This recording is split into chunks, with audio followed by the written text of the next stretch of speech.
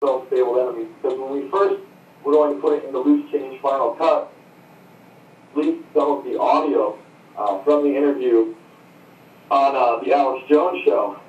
He just started getting harassed immediately. You know, his job was threatened, his pension was threatened. I remember going to talk to him and he was saying, you know, I'm only 2 years away from retirement, I have a family. And he ended up requesting that we take it out. So, he honored his wishes, we took it out. It wasn't until he agreed to give the BBC an interview and basically said the same exact thing to the BBC, only recanted the fact that he said he was stepping over dead bodies in the lobby of World Trade Center 7. So, you know, we felt at this point that he had to put out the full interview to make sure that people knew that we didn't put words in his mouth and that this is what had actually happened.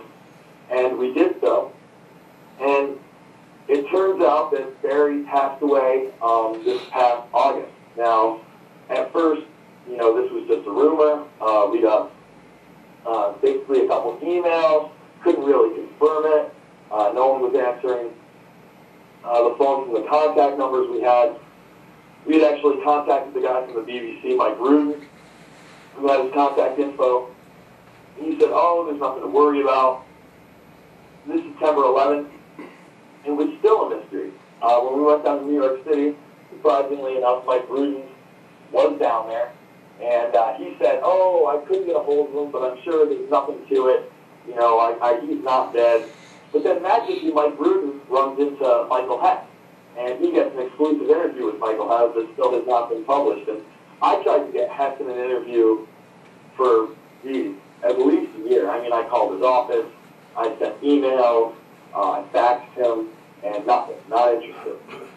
And of course, Michael Hess, who now heads up Giuliani Partners, recanted his story. Said there was no explosion, doesn't know what we're talking about, says we all made it up. So then I finally get confirmation that Jennings is actually dead. Now, you know, we went on, we said we don't know what this is. The same person who contacted us and basically told us that he was dead also contacted us later and said that he died of leukemia, and that does seem to check out. So, I mean, is it very suspicious that this guy would die right after giving a bombshell interview? This guy, you know, testified before the 9/11 Commission in a closed hearing. His story's really never been told outside of Fabled Enemies and talk radio. And it is suspicious, you know, but at the same time, this guy was on the site of the World Trade Center, did work downtown. Is it possible he got sick in the air? Absolutely. We met Alex Jones earlier this year at Bilderberg, and right after meeting Alex, I was questioned by an undercover agent asking if we planned any violence. Is this something you have to deal with routinely, making films as you do and working closely with Alex Jones? Well, I mean, you know, Alex is one to tell you, and he's right, there are plenty of people out there that are going to try to offer you a helping hand to get you in trouble. And anytime anybody comes up to you and says, oh, you know, I can get access to this, let's blow something up, or let's storm the Capitol building, or let's act violent, it should set off red flags. You know, I believe that the only way that you can actually make change, and I think it's really been proven throughout history, is through peaceful non-resistance, just like Martin Luther King Jr. did and Gandhi did. And anything outside of that, there really is no social change. You know, outside of maybe the American Revolution, we haven't seen that in the past couple hundred years. And especially in the society we live in today, I just don't see the people ever having a chance against what is today's military. So, you know, it's really going to take revelations in one's mind to change this country, and a reformation of the Constitution and Bill of Rights, and not, you know, a revolution that the provocateurs try to stir up. We have seen many other countries seriously question our government's version of 9/11, Japan, Russia, Italy, to name a few.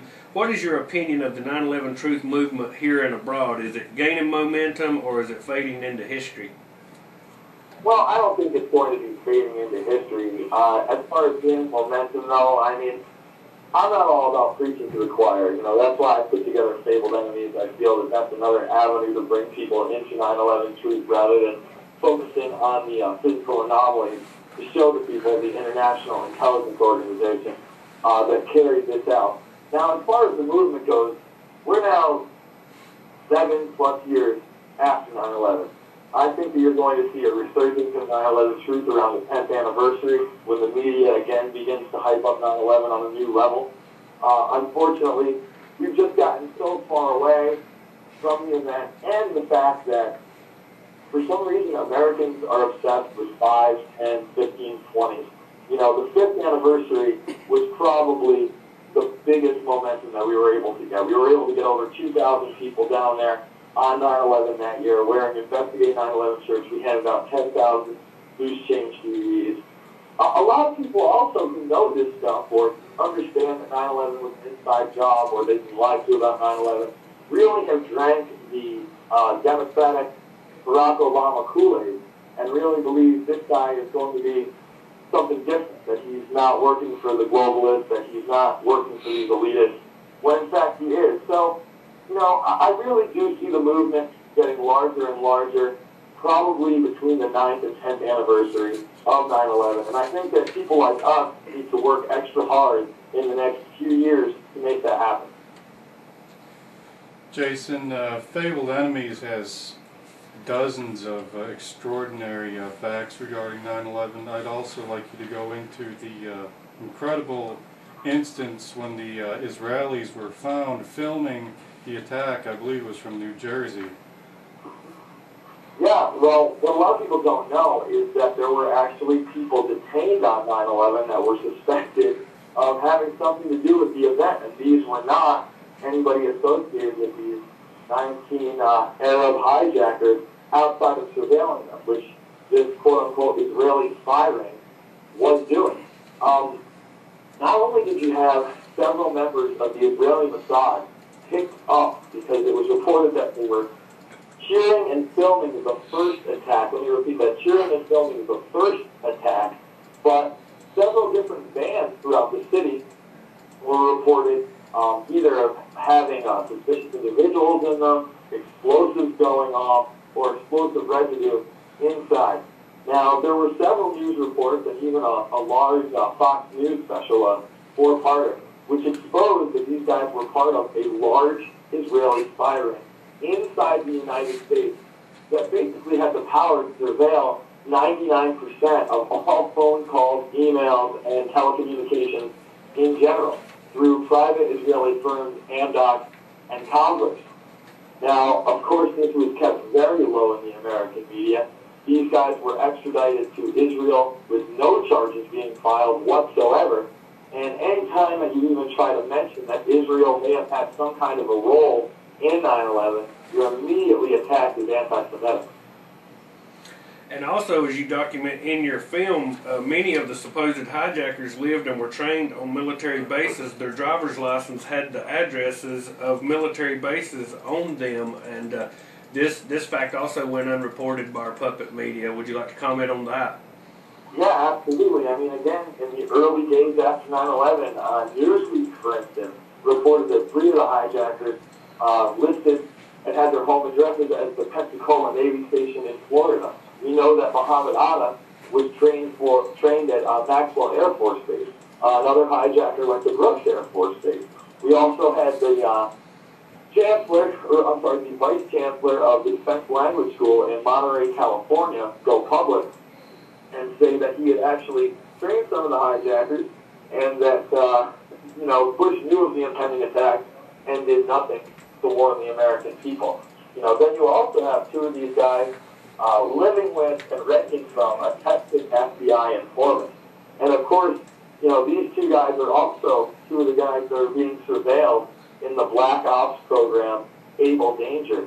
And they were unable to move on these guys. They tried to bring the information to the FBI 70+ times and were ignored. And that really just scratches the surface of these guys' intelligence time.